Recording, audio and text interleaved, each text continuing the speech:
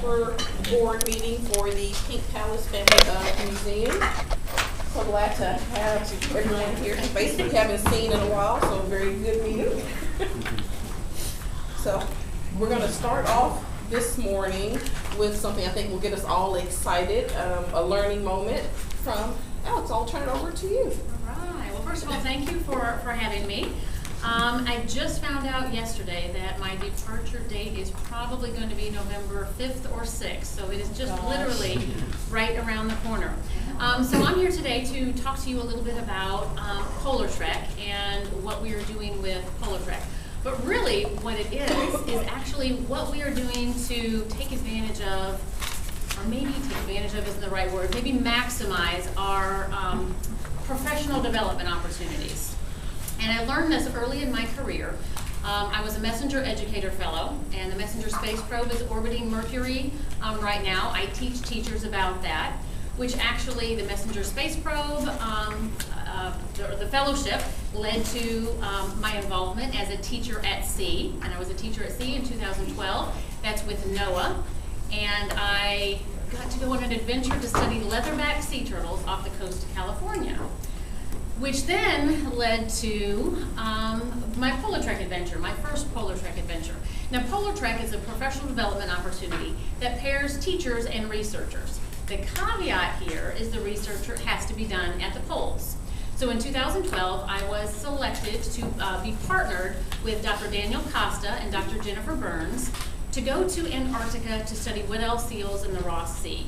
And with that, we glued this tag, $8,000 piece of equipment, we glued it on with $3 Home Depot epoxy. That blew my mind. I'm like, really? You don't have an expensive, really expensive glue? You just get it from Home Depot? So I actually became the Education Liaison. And so my job was to inform the general public about what was going on, the school students about what was going on, and it was hugely successful.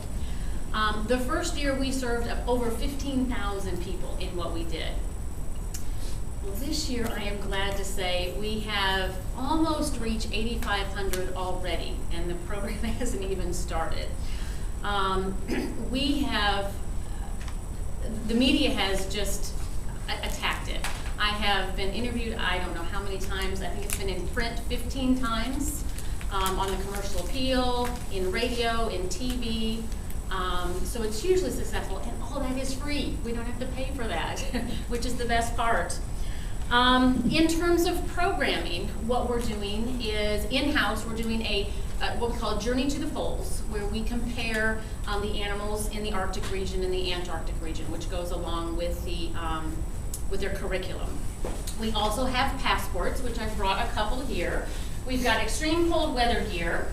This is actually this entire bag here, which I took the boots out, so it weighs a lot more. With the boots in there. The kids actually get to try on these coats.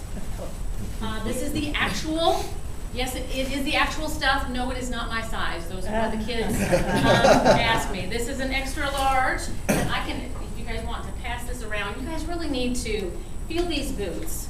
These weigh 3 pounds a piece. While 3 pounds doesn't sound like a lot, at the end of the day, your legs are ridiculously sore, which is, I'm sorry? That would explain why you're so skinny. I have, honestly.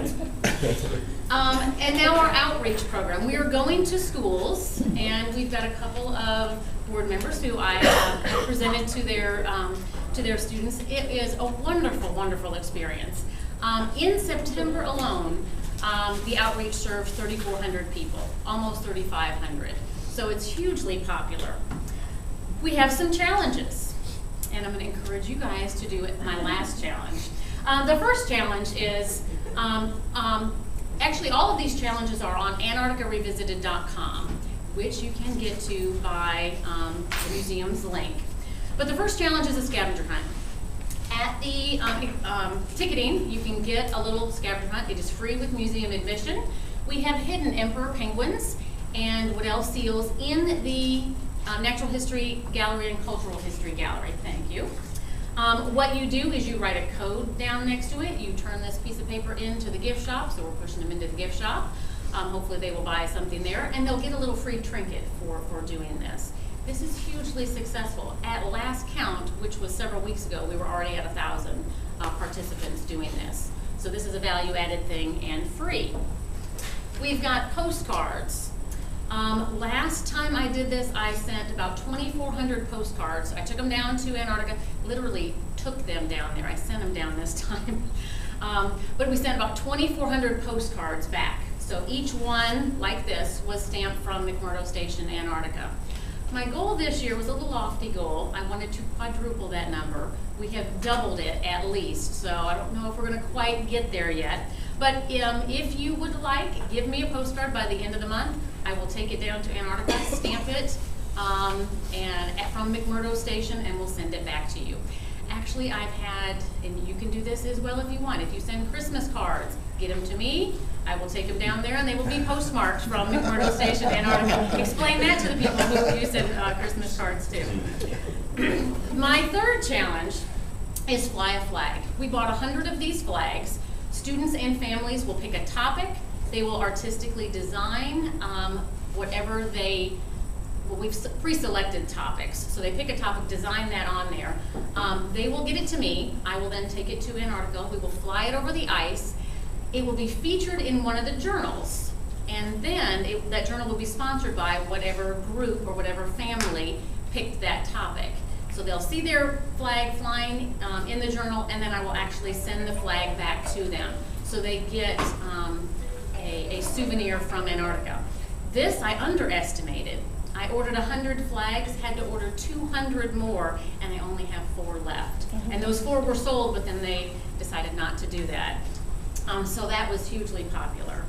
And the last thing, this is what I'm going to challenge you guys to do. These boots weigh 3 pounds a piece, so I needed to get fit.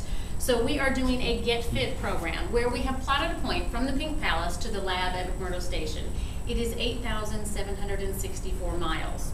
Your challenge is to get fit, mind or body. So you can exercise or study about science, and for every minute you do, you get a mile on that journey. So you are virtually traveling to Antarctica with me. After every 60 minutes, you unlock a waypoint. The waypoints will have a little health snippet, a little science snippet, maybe, depending on where you are, a little history or math snippet. And this was designed, it was actually requested by teachers for a bell ringer activity, so something they can do every day, and we're trying this out for the first time. We've got several hundred people already signed up. I haven't been on there lately to see how close people are, but the last one I checked at, people were at mile marker, or waypoint 40, which is the middle of the Pacific Ocean. In fact, only 7 of these plots are on land, everything else is in the ocean. So all of these professional development opportunities have led to something else and have led to something else. The Polartrec door has opened and it keeps opening.